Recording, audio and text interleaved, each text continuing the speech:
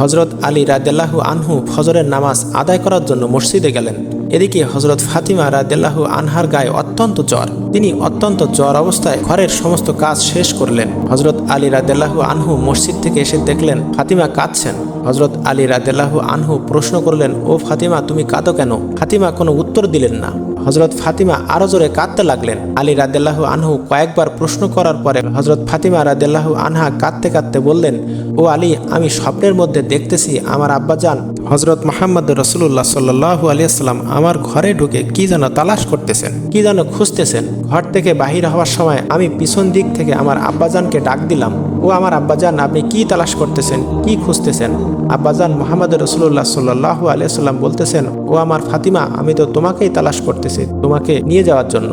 আরো বললেন, ও আমার ফাতিমা, আজকে তো তুমি রোজা রাখবা, সেহরি করবা আলীর দস্তরখানায়, আর ইফতারি করবা আমি আব্বাজানের দস্তরখানায়।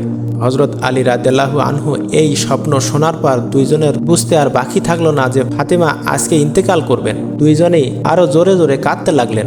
এই সময়ের মধ্যে হজরত হাসান হুসাইন রাদিয়াল্লাহু আনহু এসে জিজ্ঞাসা করলেন, ও আব্বাজান, ও আম্মাজান, আপনারা দুইজনেই কাঁদছেন কেন? হজরত ফাতিমা রাদিয়াল্লাহু আনহার একটা অভ্যাস ছিল, যখন হাসান হুসাইন রাদিয়াল্লাহু আনহু কোনো কাজে বিরক্ত করতেন তখন দুই ভাইকে নানাজানের কবরে পাঠিয়ে দিতেন। আজকেও ফাতিমা বললেন, তোমরা দুই ভাই নানার কবরে চলে যাও। তারা দুই ভাই দৌড়ে নানার কবরে চলে গেলেন। কবরের নিকট যাওয়ার সাথে সাথে কবর থেকে আওয়াজ আসলো, ও আমার আদরের নাতিরা, এই মুহূর্তে তোমরা আমার কাছে কেন আসছো? আমার কাছে তো সব সময় আসতে পারবে, এখন যাও, তোমরা তোমাদের মায়ের চেহারার দিকে তাকিয়ে থাকো। আজকের পর থেকে তোমাদের মাকে আর কখনোই তোমরা দেখতে পাবে না। এই কথা শোনার পরে দুই ভাই কাঁদতে থাকলেন। দৌড়াতে দৌড়াতে আম্মার নিকট চলে গেলেন। যে আম্মাকে বললেন যে তোমরা দুইজনে কেন কাঁদতেছো? বুঝেছি, নানাজান আমাদেরকে সবকিছু বলেছেন। আজকের দিনটা তোমার জন্য শেষ দিন। নানাজান তোমার চেহারার দিকে তাকিয়ে থাকার জন্য আমাদেরকে বলেছেন। বিকেলের দিকে হজরত ফাতিমা রাদিয়াল্লাহু আনহার শরীর অত্যন্ত খারাপ হলো। তাকে বিছানাতে শোয়ানো হলো। ফাতিমা রাদিয়াল্লাহু আনহা মৃত্যুর পূর্বক্ষণে আলী রাদিয়াল্লাহু আনহুকে তিনি তিনটি কথা বলেছিলেন। এক নম্বর কথা ছিল, ও আলী, যেদিন থেকে আমি আপনার ঘরে এসেছি ওই দিন থেকে নিয়ে আজ পর্যন্ত আপনাকে আমি অনেক কষ্ট দিয়েছি। আলী, আপনি যদি আমাকে ক্ষমা না করেন তাহলে কিয়ামতের ময়দানে আমি সন্তানের কারণে, আমি মেয়ের কারণে আমার আব্বাজান অনেক লজ্জিত হবেন। বলেন আপনি আমাকে ক্ষমা করলেন কিনা? আলী রাদিয়াল্লাহু আনহু বলেন, ও ফাতিমা, তুমি এসব কি বলতেছো? আমি আলী তো তোমার যোগ্য ছিলাম না। তোমার আব্বাজান দয়া করে মেহেরবানি করে আমাকে তোমার সাথে বিয়ে দিয়েছিলেন। বিয়ের দিন থেকে নিয়ে আজ পর্যন্ত আমি আলী তোমাকে কোনোদিন ঠিক মতো দুই বেলা খানা খাওয়াতে পারিনি। ও ফাতিমা, তুমি বলো আমাকে ক্ষমা করেছো কিনা? তুমি যদি আমাকে ক্ষমা না করো তাহলে কিয়ামতের দিন কঠিন শাস্তি ভোগ করতে হবে। দুই নম্বর কথা ছিল, আমি মারা যাওয়ার পর আপনি বিয়ে করে নেবেন দুনিয়ার যে কোনো মহিলাকে আপনার পছন্দ মতো। আপনাকে আমি অনুমতি দিলাম। আর আমার বাচ্চা দুইটাকে সপ্তাহের একটা দিন আপনি কোলের মধ্যে করে নিয়ে ঘুমাবেন। প্রিয় বন্ধুরা, হজরত ফাতিমা রাদিয়াল্লাহু আনহার তৃতীয় কথা কি ছিল তা সেটা জানলে আপনার মনটা আরো দুঃখে ভারাক্রান্ত হয়ে যাবে। চলুন 3 নম্বর কথাটি কি ছিল তা জানার আগে ভিডিওটিতে একটি লাইক দিয়ে চ্যানেলটি সাবস্ক্রাইব করে দিই।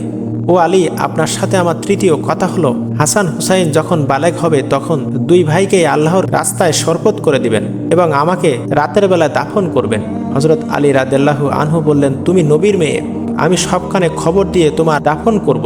হজরত ফাতিমা রাদিয়াল্লাহু আনহা বললেন, আমার কাফনের কাপড় ওপর দিয়ে সবাই অনুমান করবে নবীর মেয়ে কতটুকু লম্বা ছিল, কতটুকু স্বাস্থ্য ছিল, এতে আমার পর্দা ভঙ্গ হবে। হজরত ফাতিমা রাদিয়াল্লাহু আনহার ইন্তেকালের পর তার লাশের খাটিয়া বহন করার মানুষ মাত্র 3 জন ছিল, হজরত আলী রাদিয়াল্লাহু আনহু এবং শিশু হাসান ও হুসাইন রাদিয়াল্লাহু আনহু। হজরত আলী ভাবছিলেন যে খাটিয়া বহন করার জন্য মানুষ আরো একজনের প্রয়োজন হবে, তবেই 4 কোণায় 4 জনের কাঁধে নিতে পারবেন। এমন সময় হজরত আবু যর গিফারি রাদিয়াল্লাহু আনহু এলেন এবং তিনি খাটিয়ার এক কোণা বহন করলেন। হজরত আলী প্রশ্ন করলেন, ও আবু যর, আমি তো কাউকে বলিনি, আপনি জানলেন কিভাবে? হজরত আবু যর গিফারি রাদিয়াল্লাহু আনহু বলেন, আমি আল্লাহ রাসূল সাল্লাল্লাহু আলাইহি সাল্লামকে স্বপ্নে দেখেছি। তিনি বললেন, হে আবু যর, আমার ফাতিমার লাশ বহন করার জন্য লোকের অভাব, তুমি তাড়াতাড়ি চলে যাও। ও আলী, আমাকে তো হুজুরে আকরাম সাল্লাল্লাহু আলাইহি সাল্লাম আসতে বলেছেন। হযরত ফাতিমা রাদিয়াল্লাহু আনহাকে যখন কবরে নামাচ্ছেন, তখন হযরত আবু যার গিফারি রাদিয়াল্লাহু আনহু কবরের কাছে গিয়ে কবরকে উদ্দেশ্য করে বললেন, হে কবর, তুমি কি জানো আজ তোমার মধ্যে কাকে রাখছি? এটা জান্নাতের সকল মহিলাদের সর্দার ফাতিমা রাদিয়াল্লাহু আনহা। কবর থেকে কোনো আওয়াজ আসলো না। এটা হযরত হাসান হুসাইন এর আম্মা।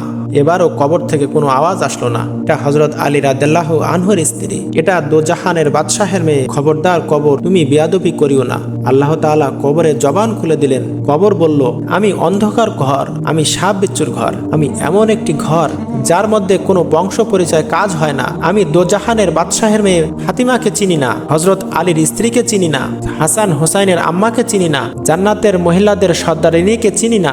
আমি শুধু চিনি ঈমান আর আমল।